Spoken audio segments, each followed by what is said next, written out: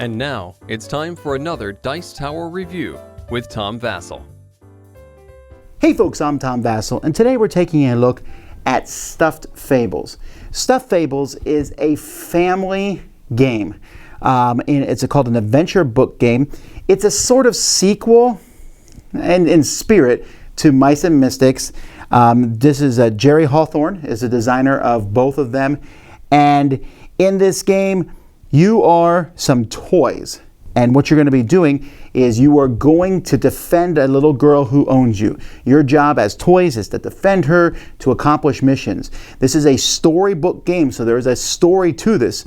So what I'm going to do is I'm going to show you a little bit of how the game works. Not every detail of the game, but a little bit about how the game works. And realize that some of this might show some things if you want to be non-spoiled, but you're going to, it won't spoil the whole story or anything like that. But you might see a few things that you didn't mean to see. So then just skip to my final thoughts. But you really should look at this game. This game really has a cool look to it. And if you are a parent at all watching this, then you definitely should see this to see how this game works, to see if it's worth playing with your kids.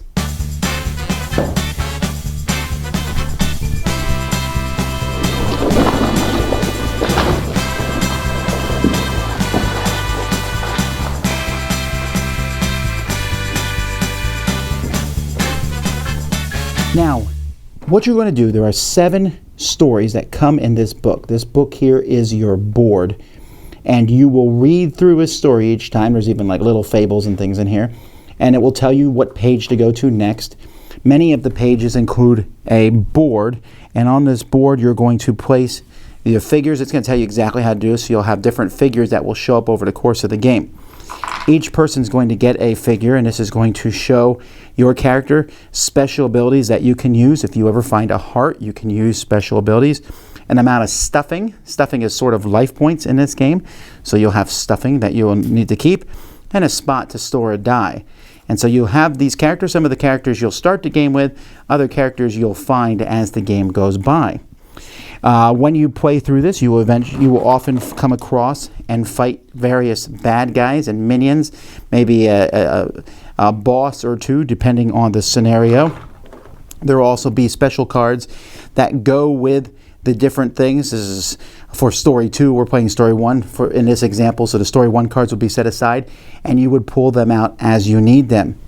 So as you go through these different boards, different various things are going to happen to you. Some pages you might not see because of different decisions that you've made. Many times you'll have to fight bad guys who will show up. When bad guys come, they'll be placed over here. And this brings me to basically the main core of this game. In this game, on your turn, players are going to be reaching into a bag of colored dice and pulling 5 dice from this bag. The white ones will be used, and you'll roll these, and if you can roll them one at a time or together for a single number if you want, and if you roll more stuffing than you have, you will add to your stuffing. The other dice you're going to be using for various actions. If you pull the black dice, the threat dice from the bag, then these get placed over here, and when there's more dice than there is number of monsters, then the monsters are going to activate and do various things based on their programming on the card. For example, you'll roll the black die, and if you roll 1 to 3, the monster will do chew, and if you roll 4 to 6, it will do rush, and they'll move around and attack your good guy heroes. Players will be able to use dice to attack back. Most of the time you'll need a weapon, although most of the scenarios you'll start with a weapon from this deck, and you have different kinds of weapons. There are melee weapons like this sand shovel or the scissors. This one here, old number 2, is a ranged weapon, and you'll use a specific colored die when attacking with these. Each monster that you attack, you need a specific number to attack that, to reach or get over. You'll use one of your dice, you'll roll it, add any bonuses you have. If you have multiple dice, you can roll them together to get a higher number. You need to do that sometimes. Purple dice are wild, so it can be used for various things. So you have this little card that tells you what all the dice do. Red is a strength dice, and it's usually used for attacking, but sometimes there's a test that players have to do. Sometimes they have to set dice aside over on the side of the board to accomplish a test. Green is agility for ranged attacks and things like that. Yellow is perception, often used for searching. On each board there's a search number, and you can roll higher than that search number to draw the top card off the item pile and find it. Ooh, I found a kitchen knife. And just I don't want to spoil too much of this, but you can see different toys and things, and they'll have various effects in the game as you find them. And then blue dice can sometimes be used for defense. A player on their turn can discard dice to give stuffing to other players. You'll have to help keep your party intact. You can save a die on your sheet to use later on. When you are attacked by an enemy, you can roll a die and subtract that much from the attack they do to you, so you don't use a lot of your stuffing.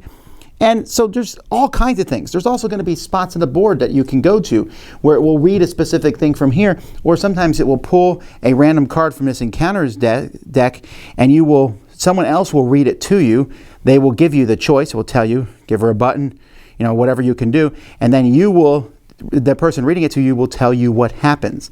And so there's lots of different things that can happen to players as they go through the game. Realize again that this is kind of a very basic overview. There's more involved, but you are eventually trying to get through and finish it, and on one of these pages somewhere will be something that basically says you end it. You can then start on the next one here, this Wedding Go, that's part 2, where you basically will restart from the beginning of the story, but it's a new story. Other things in the game, there are buttons here. This is currency. Sometimes you'll find a store, and you'll be able to give buttons to other people. There are all sorts of, like I said, monsters and events that will show up. There is a deck of sleeping. Sometimes the girl who you are taking care of, she'll be restless, or eventually she'll wake up, which will tell you when the mission ends, or various effects can happen from that. Sorry, I don't want to go into too much more detail. That's just kind of a basic overview of how the game plays. Let's take a look at the components. The components for this game are amazing. There's great miniatures. The miniatures are really cool. I'm sure they look even better painted.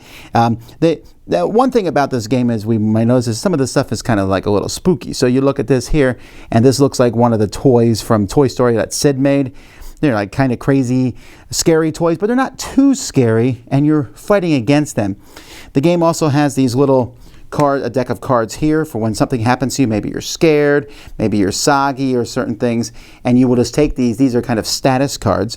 But all the stuff, the buttons are used for currency, the dice. I'm a big dice stickler, and these are good quality dice. The clouds, you can see they have white side, that's for your stuffing. The black side is when you've run into a boss. He'll be using that to keep track of his hit points. It might come with other items that you'll use at various points in the adventure. The sheets here are thin sheets actually, but they're very good. They tell you exactly what's going on. The rule book explains the rules, and of course this is phenomenal. All right, this book here, and I should mention that when you get to the end of a scenario, and I'm trying to figure out where the end of the scenario is, it will sometimes ask you questions that you can ask the kids and say, so what do you think in this regard? Let me see if I can find it in this one. You will ask the kids, so what happens, what is it, how did this make you feel? And I really like that aspect to the game. There's a table of content that shows you exactly but you have an ending here, that's right there at the back of the book. It will tell you the end of your story and then talking points that you can talk with your kids about when the story is over. And there's just so much in here, so many pages, 7 scenarios, but they're all fairly lengthy and involved. At the beginning I talked about playing this with your kids, and honestly folks, I can't imagine any other way to play this game. I suppose you could play with some other gamers, but there are games you can play with your kids, and you sit there and you go, I'm doing this for you, right? The game is not that good. There's a lot of games out there like that. Then there are games you can play with the kids, and you kind of are like, all right, I'm here, I'm going to walk us through everything. But it's not really, sometimes you feel like you're playing it for you, and you're dragging the kids along. This really bridges that. I think a bunch of kids could grab this and play this on their own, maybe, but I wouldn't ever want to play it any other way than me playing this with my kids. See, I play a lot of games with my kids. I play more different games with my kids probably than anyone else in the world. They're just constantly new kids games coming in the house, and my kids sometimes can be at a disadvantage for that because they're like, oh, can we play that game again? I'm like, oh, that game already came through and went. We can't keep every game that comes through, and I try to keep the ones that my kids like the best around so that they can play them over and over again. But for me, playing games with my kids, most of the time it's a new game we haven't played before. And they like that to some degree. They like to see new games.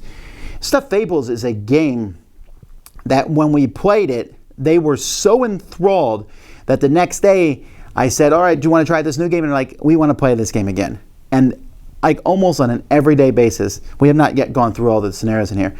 On almost an everyday basis, they have come and pleaded to play it again. I've had no game with my kids that has done that in the past years for a long time, where they wanted to play it over and over again. I've already told you the components of this game are amazing. The game itself, I want to talk a little bit about mechanical things of it. At first I thought the game was really hard. Found out I was playing a rule wrong, so fixed that. It's fairly easy. Not like walk through the park easy. There are challenges and good challenges, and I like that about the game. I like that the kids go through, they feel the sense of danger. There are evil toys that they have to fight, and they work together.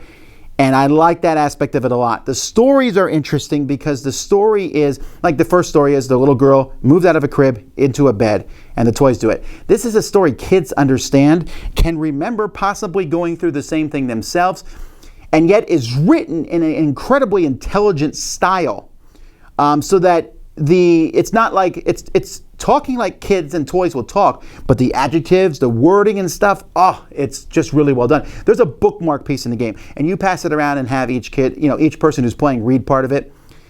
And that's a good thing, but for me, when we play this, I read everything. I read it all to the kids, and I'm reading them almost a story, a bedtime story, whatever. But they're part of that story. They're immersed into the story. They're part of the game. I wish... some negative about the game, I wish there was a way to save it in each story. Each story is about 90 minutes. I don't always have 90 minutes to play with my kids, and maybe it kind of comes closer, sometimes even a little bit longer because of setup and teardown. And I wish that there was like a way to pause it in a mission. I mean, we are pausing it between missions, but I'm kind of like brute forcing, not just putting everything in a bag and saying I gotta remember where it is. I wish there was a slightly better way to do that, but that's really the only negative I have against the game. Some people are gonna wonder, is it too scary for my kid? You're going to have to judge it on its own. There are some scary events that happen, but they are overcomeable. And honestly, the scariest parts of the game are the fact that some of the things that this girl goes through are things that these kids understand. Like episode 2 is about she's trying not to wet the bed, to get up in the middle of the night to go to the bathroom, or what have you. That's not scary for an adult, but for a kid, that's a real thing. And this game treats it like a real thing, with fantasy monsters and things going around, using real household devices. It can be grim, right? Like one of the creatures, you might see something with nails coming out of it as a weapon or such. And where these animals go to this negative zone type land of forgotten toys, it's not all cheery, but it's overcomeable. And I like that, right? It's not a game that's creepy and scary and gory and nasty for being creepy and scary and gory and nasty sake. It's a game that's a little creepy, but it's a game that will have a positive ending and will be triumphant over this. And the kids get to that point by working together with their parent, which is fantastic for me. And I really can't say enough good things about this game. I mean, I guess when we get to the 7th one, it'll be kind of a bummer. Maybe they'll make a sequel to it. But really, if you buy this game and you get 90 to 2 hour sessions 7 times, that's a lot of story, a lot of game, and you can go back and replay them too. It's not like they're not replayable. You just go play through the same thing again. You might even discover something different. You can go through it. I was talking to Eric Summer, my co-host on the Dice Tower, and in even the very first episode, I was asking him some questions about one part. He didn't even do that part. They went a different way and did something different. This game, one of the best games I've played with my kids ever. And it's fantastic. Like I said, I get to play a lot of things with them, and a lot of stuff is fun, silly, forgettable. This is fun and a little silly, but it's definitely not forgettable. If you have kids, I cannot recommend this enough. Go out and get it as soon as it comes out, which is in just a few days, I think, for me recording this review. Stuffed Fables, one of the best kids games I've ever seen. Dice Tower Judgment, excellent. Thanks so much for watching the Dice Tower videos. Find more great videos and reviews, as well as our top-rated audio podcast at Dicetower.com. You can also find other great shows at Dicetowernetwork.com. I'm Eric Summerer, and you've been watching The Dice Tower. The Dice Tower is sponsored by Cool Stuff Inc., where you can find great games for great prices. Cool stuff in stock. Check them out at CoolStuffInc.com. Shut the door.